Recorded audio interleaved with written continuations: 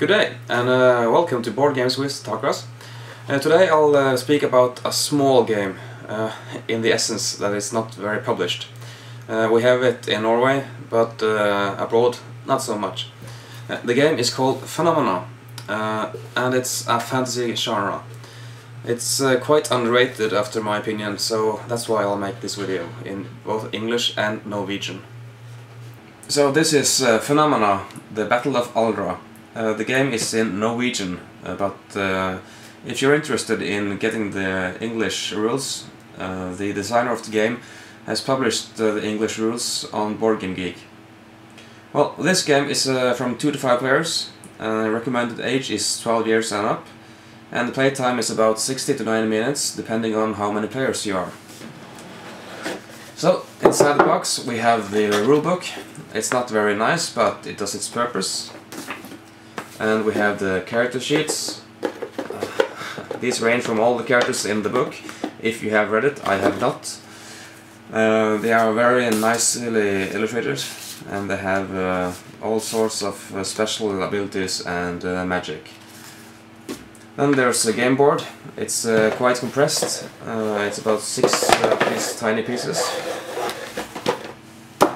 Further we have prophecy cards and quest rewards. Some custom dice, crystal tokens, player tokens and prophecy tokens. Overall the game has quite some nice components.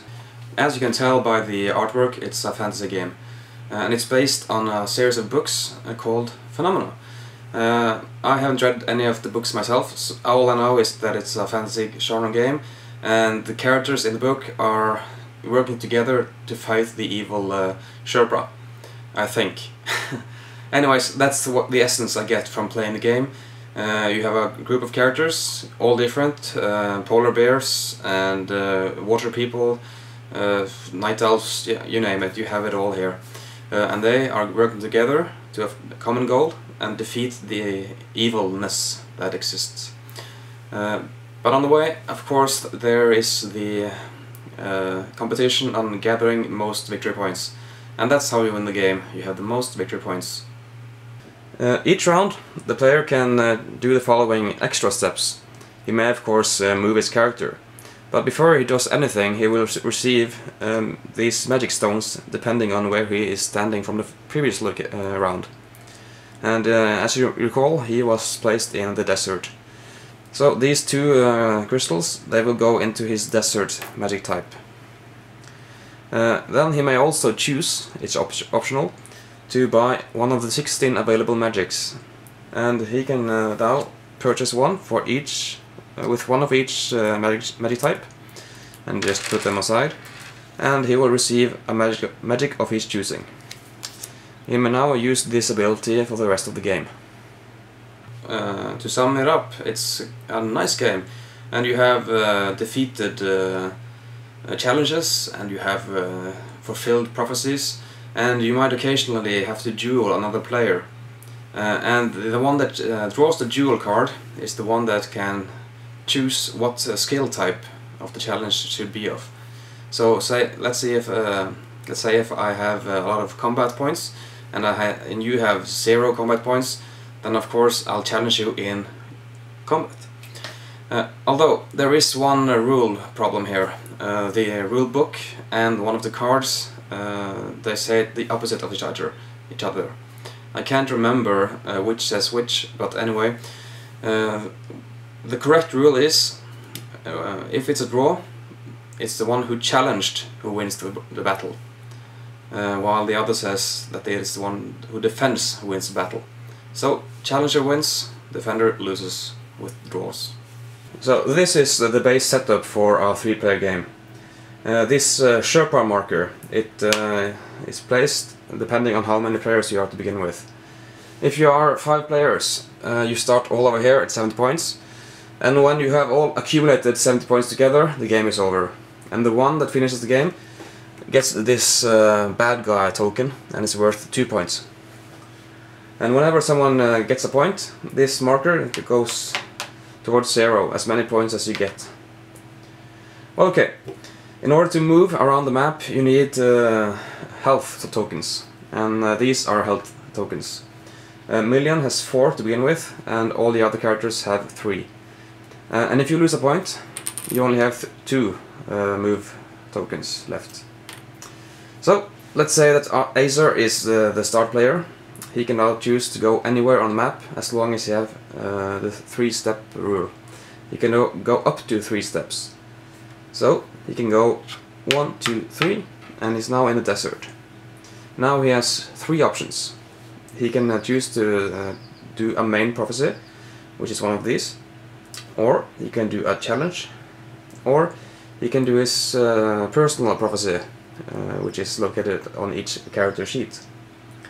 These personal prophecies, they are quite difficult, and they require a high number of dice. So I'll wait with this one.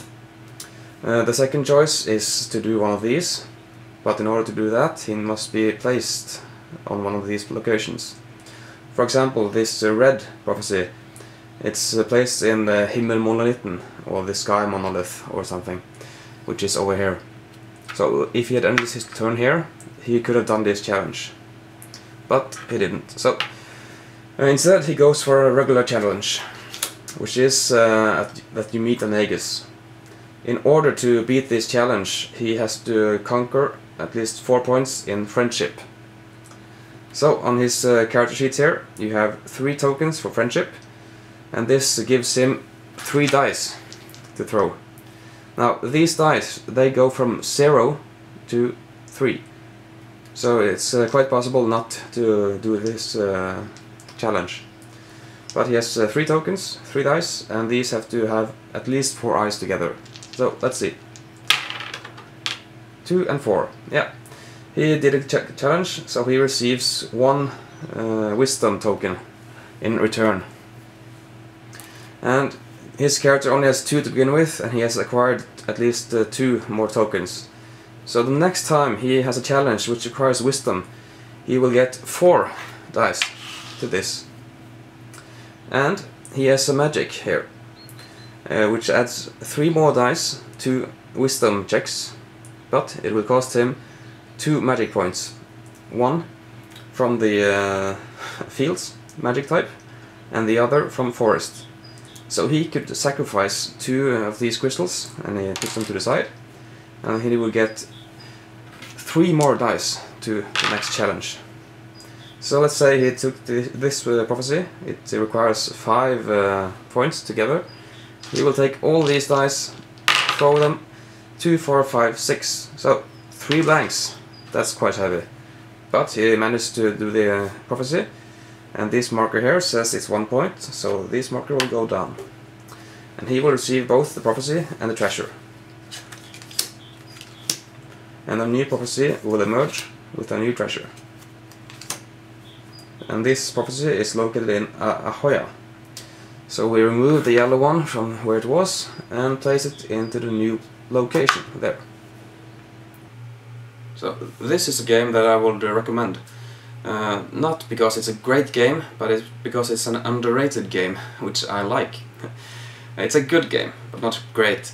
It's good in the essence that all the players around the table are engaged in some way. You may choose not to be engaged, just to wait until it's your turn again, or you may pay attention to your other players and you may suggest what they could do, or especially if they're children, then it's quite fun to pay attention to them and assist them in doing what I would like to do to help them the most.